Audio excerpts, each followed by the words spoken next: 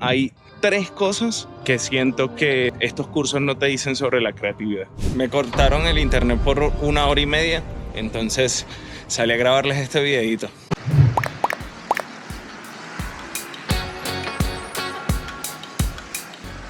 Yo también he sido de las personas que ha pagado cursos, talleres, libros y todo material con la intención de ayudarme a potencializar mi creatividad. Si bien he aprendido muchísimo de esos cursos, hay tres cosas que siento que estos cursos no te dicen sobre la creatividad.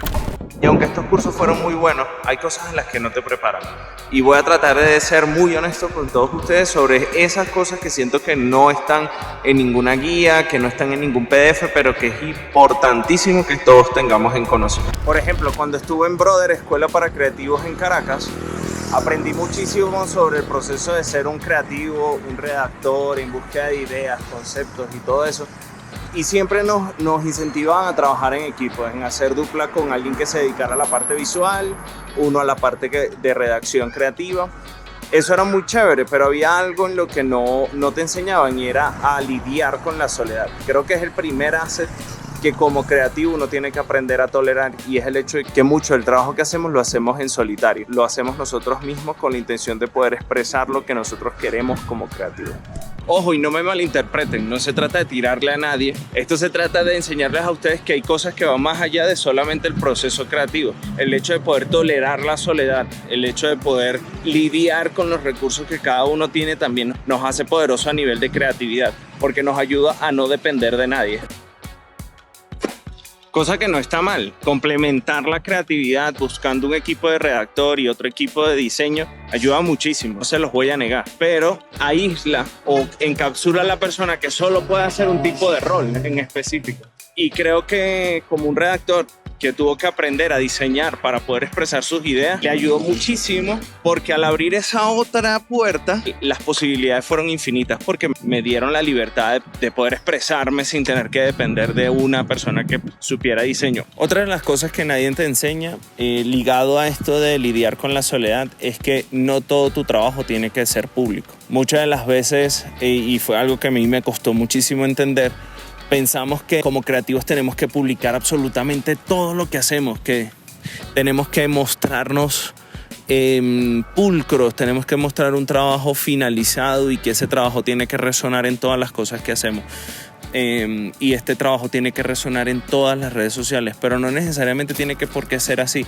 Mucho de nuestro trabajo a veces es simplemente por satisfacer el hecho de que nosotros queremos crear algo en un momento dado, y ese trabajo puede ser algo privado, puede ser algo que dejemos almacenado, guardado en una carpeta, y no tiene todo que ser con un fin social o con un fin público para que la gente le guste o lo compre. Algo que me costó muchísimo a mi entender.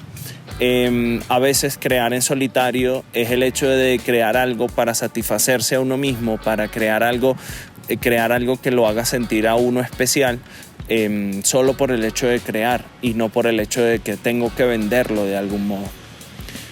Creo que eso es una de las cosas que más me ha costado a mí procesar. Todavía sigo lidiando con eso. Todo lo que hago quiero venderlo, quiero promocionarlo en redes sociales, pero a veces simplemente el hecho de haber creado algo debería ser simplemente algo satisfactorio como persona. Creo que esa es otra de las cosas que no te enseñan en un curso y que vale la pena conversarlo.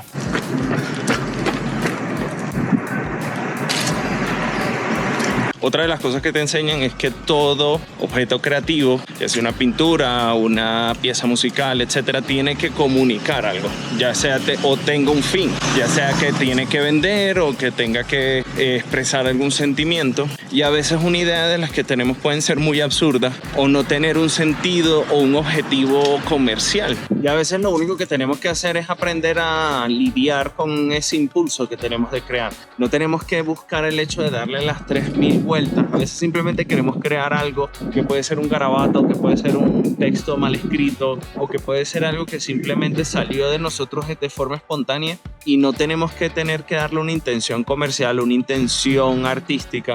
Simplemente podemos ver qué pasa con ese boceto, qué pasa con ese garabato, qué pasa con ese texto que no tiene un fin, ¿sí? Quizás ahí más adelante en la vida va a tener algún significado, lo vas a poder conectar con algún guión o lo vas a poder conectar con algún diseño que quieres hacer. A veces la mente solo quiere soltar algo en un pedazo de papel y dejarlo ahí, no es preocuparse por eso más adelante, sino tenerlo ahí almacenado, y quizás tu cerebro de alguna forma va a conectarlo con algo más adelante. Por último, la tercera cosa que nadie te dice es que muchas veces en estos cursos te incentivan a que siempre estés inspirado y no todo el tiempo la inspiración llega. Entonces crear se convierte en una lucha constante entre el deber y el querer. Siento que eso es algo con lo que no te enseñan en estos cursos, sino te enseñan constantemente a producir y dejan de un lado en que a veces no queremos pero debemos, y ahí yo creo que entra la lucha más fuerte. El hecho de poder mantenerte constantemente inspirado en crear es un proceso que es interno y que no es un proceso que todo el mundo va a entender. Entiendo que hay tiempos, entiendo que hay momentos en donde no podemos crear, pero siento que cuando uno empieza a dominar por sí mismo los tiempos de uno, empieza a dominar el momento en el que para uno es mejor crear, todo se hace mucho más fácil como creativo. Por ejemplo, algo que muy pocas personas saben es que en mis días yo he logrado entender cuándo soy más creativo para crear a nivel de texto y cuándo soy más creativo para diseñar. En esos casos, por ejemplo, en las mañanas soy muy bueno diseñando, creo que tengo los sentidos un poquito más activos para poder entender, no sé, composiciones gráficas, entender cómo va a ser visualmente una idea. Mientras que en las noches soy mejor para escribir. Trato de dejar todo el trabajo que requiere escribir para la tarde-noche para poderme concentrar en esa actividad, mientras que para diseñar busco hacerlo en momentos en donde son más de día, donde empiezo a crear mood boards, empiezo a crear storyboards o empiezo a crear assets visuales que requiera alguna marca. Ojo, que muchas veces se solapan los tiempos, ¿no? A veces estoy diseñando y empiezo a redactar algo de una idea que va más adelante en ese proyecto. Ahí la idea es encontrar cada uno sus momentos. Y eso no es algo que te van a enseñar en un curso, eso no es algo que te van a enseñar en un taller, es algo que vas a encontrar por ti mismo en tu proceso creativo. Entonces, siento que esa discusión entra más en un estilo de introspección, de analizarse a uno mismo y encontrar cuáles son los momentos para crear cierto tipo de producto. Y si bien crear a veces es complicado, algo que me hubiese gustado que me dijeran en estos cursos es que todo lo que estoy haciendo está bien, todo lo que estoy sintiendo está bien, y que además es parte del proceso creativo entenderse y saber cuáles son los momentos para crear de cada uno. Espero que este video sea de utilidad, y si necesitas una guía para entenderte mejor, acá te dejo este video que seguramente te va a ser de mucha utilidad.